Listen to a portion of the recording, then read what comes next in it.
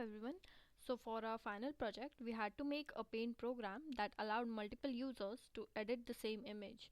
So our paint program basically allows the user to draw by left clicking and dragging their mouse across the canvas window, fill the canvas with a particular color and apply filters to the canvas. The application also allows the user to paint offline independently or on the server collaboratively. So let's have a quick demo. So this is the first screen that appears when we run the program. So it consists of server and client.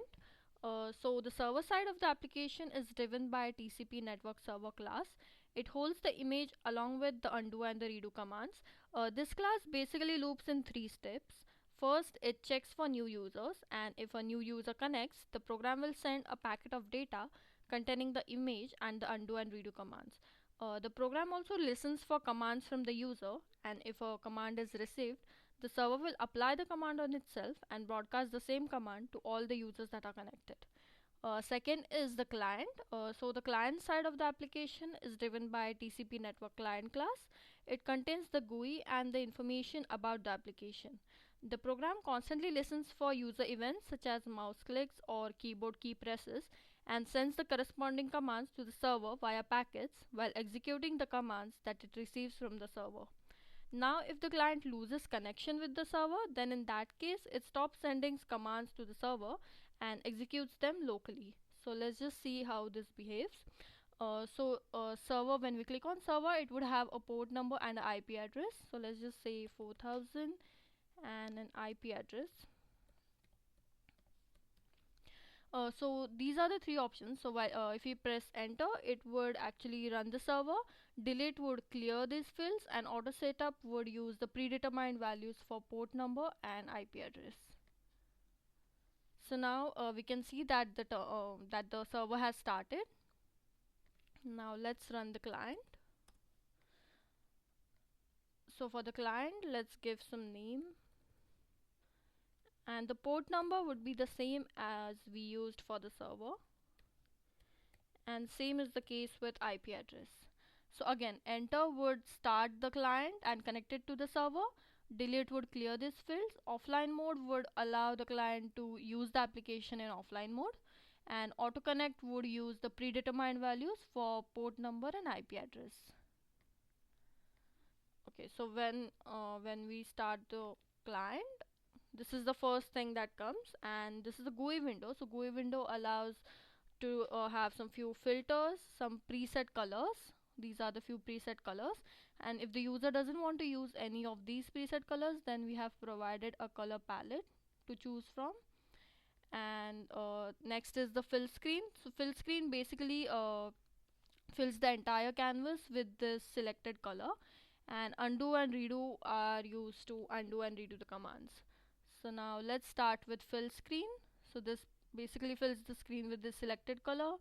Undo would undo it, redo would redo the color. So now applying the filters, let's say grayscale, sepia, invert and brighten. So brighten would just increase the brightness.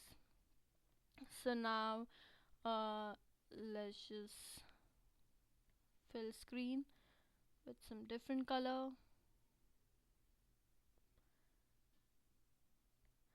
and let's just draw using some other color.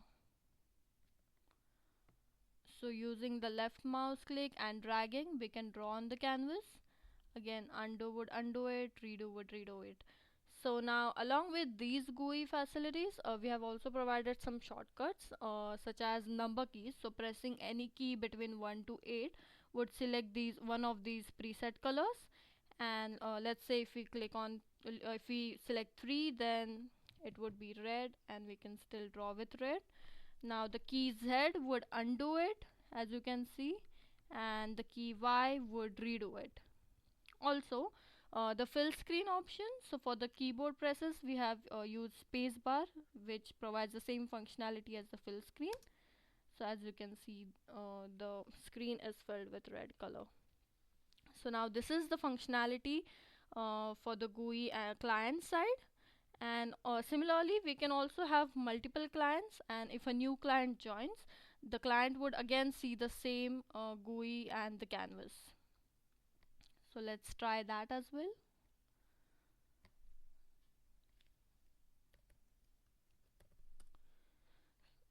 So again, I would use the same port number and the IP address.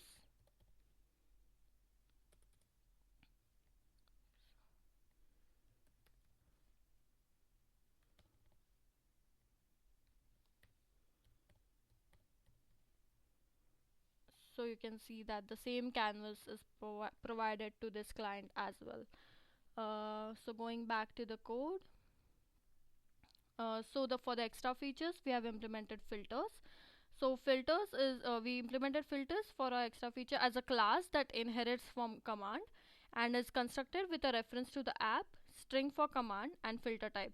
And on execute, it basically executes the filters that is provided. Like let's say for gray, it would execute the gray, sepia and invert and brighten.